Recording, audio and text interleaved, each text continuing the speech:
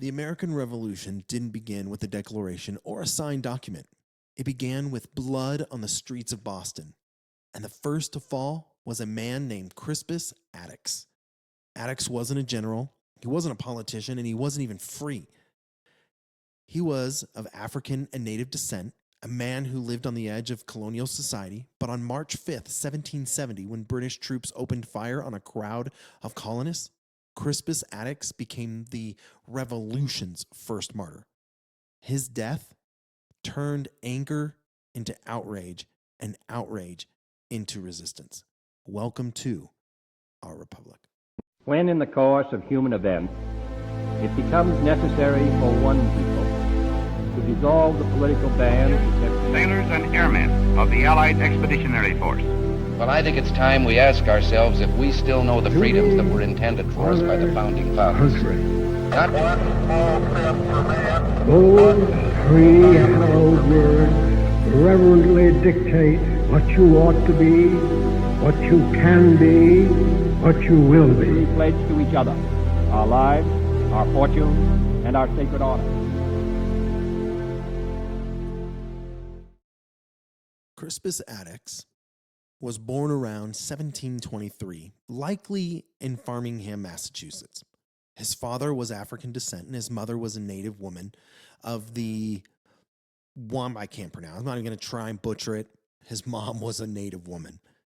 Born into bondage, Attucks was enslaved on a local farm, but at some point he broke free. And by the 1750s, advertisements in Boston described a runaway named Crispus Attucks, 6 feet tall, broad shoulders, and determined to live free. He became a sailor, working whaling ships, and sometimes a dock worker in Boston. And he lived on the margins, but he lived free. On the night of March 5th, 1770, tensions in Boston were at a breaking point. British troops had been stationed in the city for 2 years, and resentment among the colonists was boiling. That evening, a crowd of workers and sailors confronted British soldiers outside the customs house. They shouted, they jeered, they threw snowballs and sticks. Among them was Crispus Attucks. Accounts differ on actually what happened next, but Attucks was at the front of the crowd when soldiers opened fire. He was struck twice in the chest, killed instantly. 4 others died that night, but Attucks was the first. The event became known as the Boston Massacre, and it lit a fire across the colonies. Paul Revere's engraving spread the story. Samuel Adams turned it into propaganda against British tyranny, and the center of all of it was Crispus Attucks, the first casualty of the revolution.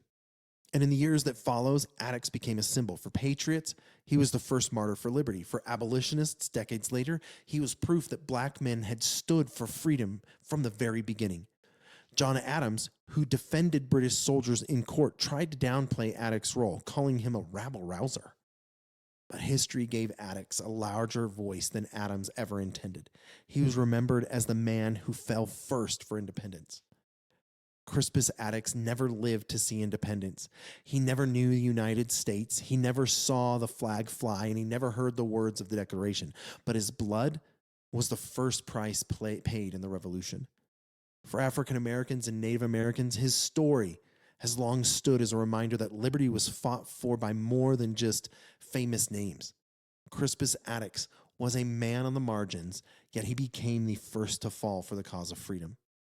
He was a He was a sailor, a runaway, and an outsider, and the first to die again in the American Revolution. His life was lived in the shadows of colonial society, but his death stood at the very front of America's fight for liberty. The Boston Massacre turned protests into revolution, and Attucks' sacrifice became the opening note of a long, bloody struggle for freedom.